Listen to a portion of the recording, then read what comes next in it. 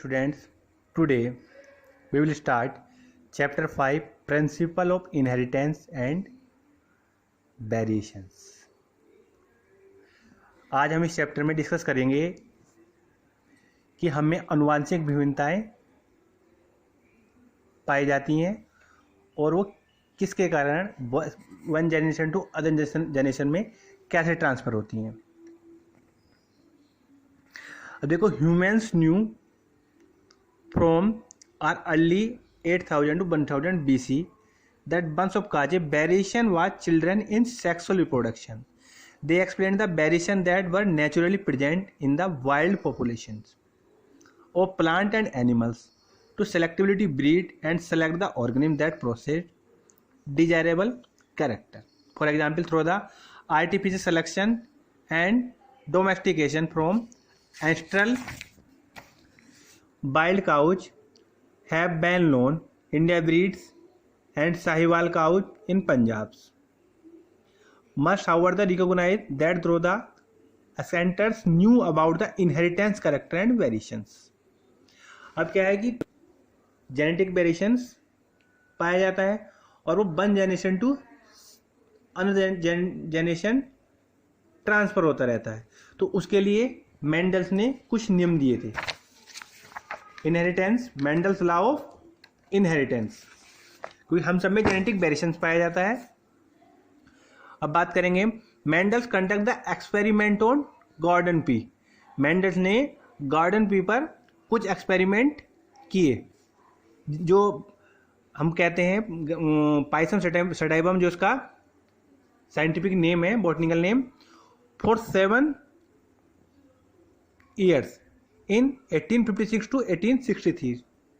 मतलब 7 ईयर्स तक उन्होंने पाइसम सटाइबम पर एक्सपेरिमेंट किए before proposing the law of inheritance. He selected those varieties of garden pea that are differed. उन्होंने कुछ सेलेक्टिव कैरेक्टर पीच के सेलेक्ट किए. Then with respect to 7 traits with easily distinguishable contrasting forms, he selected 7 traits with easily distinguishable contrasting form. He selected 14 true breeding varieties, जो देखो उसमें show की गई हैं. Character, stem height, flower colour, seed shape, pot colour, pot shape, flower position, tall, purple, yellow, round, green, inflated axillary and recessive, dwarf, white, green, wrinkled, yellow, constricted and terminal. इस तरह के उन्होंने कुछ desirable character को set किया, मतलब select किया. Then उन्होंने जो उसमें चेंजेज आए तो उन्होंने देखा कि उनमें प्लांट्स में या सीड्स में या फ्लावर्स में किस तरह के चेंजेज आए. Then Mendel first made sure each of the 14 varieties of 7 pairs of contrasting form was true breeding by allowing the successive generation to self-pollinate and eliminating any offspring that was not true breeding. अब inheritance of one gene. He studied the inheritance each of the 7 characters individually by conducting monohybrid crosses and then combination by conducting dihybrid and trihybrid crosses. अब इन्होंने आपस में इनमें cross कराया and see the desirable changes. उसके बाद उन्होंने देखा कि जो प्लांट्स में है डिजायरेबल या अनडिजायरेबल कैरेक्टर्स अकर हो जाते हैं. अब बात जब हाइब्रिड है, आज के समय में लेटेस्ट में बहुत सारे हाइब्रिड चीज़ें आ रही हैं, हाइब्रिड प्लांट्स हैं. तो क्या है कि जितने भी हाइब्रिड प्लांट्स हैं अब वो जल्दी ही ग्रोथ कर जाते हैं और स्टार्ट कर देते हैं फ्रूट्स देना. फ्रूट्स है या कोई भी मल्टीप्लिकेशन करना उनमें फास्ट हो जाता है. अब बात करते हैं मेंडल्स ऑब्जर्वेशन. अब मेंडल्स ने क्या ऑब्जर्व किया? सबसे पहले देखो डायग्राम देखते हैं हम. Female parents and male parents, transfer of pollen from the male part, bagging and fruit formation, emulsification, sowing the seeds and growing of plant of next generation. Progeny plants.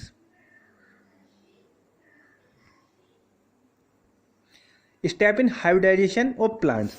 अब हम बात करते हैं इसमें मेंडल्स ऑब्जर्वेशन। मेंडल्स ने क्या observe किया? The F1 hybrid always showed the one of the parents, one of the parental from the of traits. Traits को हम बोलते हैं character. Both of the parental forms of the trait constructing form of the trait appearance without any changes in the F2 generation. F2 generation में कोई change नहीं रहता है। Then third, the two contrasting form of trait did not show any blending either in the F1 generation और F2 generation. The form of the traits appeared the F1 hybrid is called dominant form. It is appeared in F2 generation about 3 times in frequency. Its alternative recessive form. अब Mendel ने inferences, Mendel's made the following inferences from his observation. The character are controlled by some factors that are stably passed down without any change from the parents to the offspring through the gametes. The factors occurs in pairs. In pair of the dissimilar factors of traits, one them dominant to the other and express the itself hybrid. अब बात करते हैं law of dominance. Law of dominance, this law explain the expression only one of the form to the parental traits into F1 hybrid and both form in the F2 generation. अब क्या है? बहने cross was made between the true breeding tall pea plant and a true breeding डाबर plant. जब हम एक tall plant में और डाबर प्लांट में क्रॉस कराते हैं, all the plants in F1 generation were toll. F1 generation में जितने भी प्लांट्स होंगे वो सारे टॉल होंगे। बहन F1 individuals were allowed to self pollinated and F2 generation raised it was found that the tall plants and the dwarf plants were in the ratio. और जब हम जो F1 जनरेशन में जितने भी प्लांट डेवलप हुए हैं, जब हम उनमें सेल्फ पोलिनेशन कराते हैं तो जो F2 जनरेशन में जितने भी प्लांट्स बनेंगे वो बनेंगे हमारे 3:1 के रेशियो में। 3:1 के रेशियो में 3 प्लांट्स रहेंगे hybrid 3 plants and then 3 plant tall रहेंगे और 1 प्लांट इसमें रहता है डावर। अब बात करते हैं लॉ ऑफ सेग्रीगेशन की। The homozygous individual produce only one types of gametes while a heterozygous individual hybrid produce 2 types of gametes. Homozygous जो सेम रहते हैं वो सिर्फ एक तरह के गैमेट्स प्रोड्यूस करते हैं और हेट्रोजाइगस 2 टाइप्स के गैमेट्स जनरेट करते हैं। हेट्रो मीन्स होमो एक समान रहते हैं, हेट्रो एक मतलब अलग रहते हैं।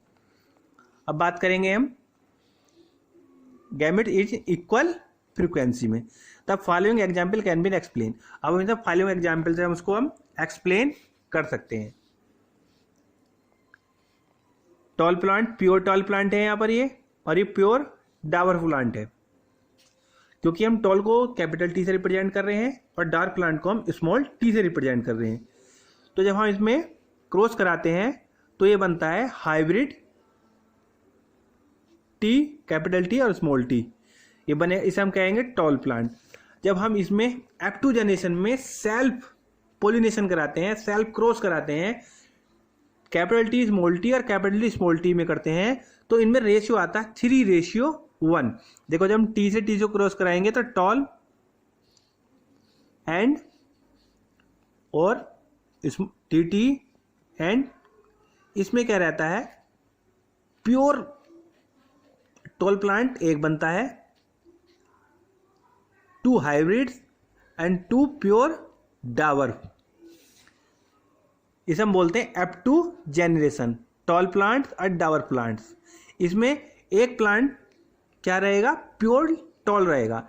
इन this case tallness is dominant over the dwarfness, it appeared in the F one generation. Recessive character dwarf has remained hidden in the F one in the but appeared again into the F2 generation.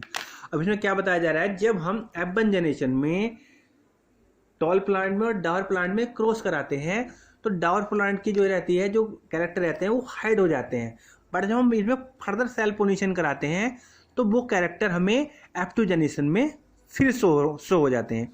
अब बात करते हैं हम test cross की। It is a cross divided by Mendel where the offspring or individual within the dominant phenotype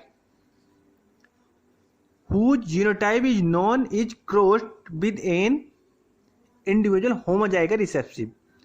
अब बात होती है a monohybrid test cross as follow.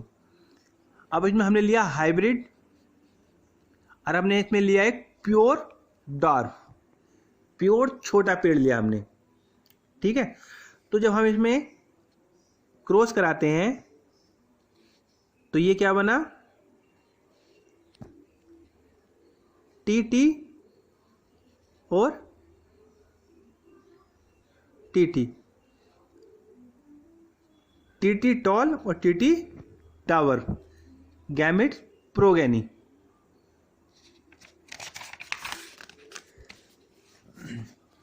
The progeny consist tall and dwarf plants in ratio 1:1। जितने tall plant बनेंगे उतने ही plant बनेंगे हमारे dwarf. The Mendel monohybrid test cross ratio 1:1। If the dominant had been homozygous, देखो वो तो थे यहां पर, ये यहां पर है हेट्रोजाइगस,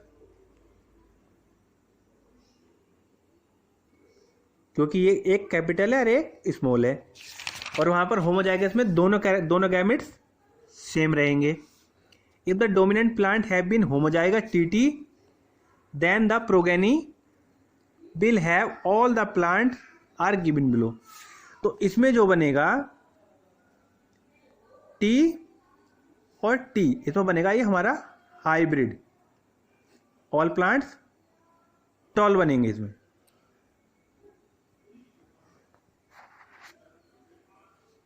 अब हम बात करते हैं incomplete dominance. In the phenotype hybrid offspring does not resemble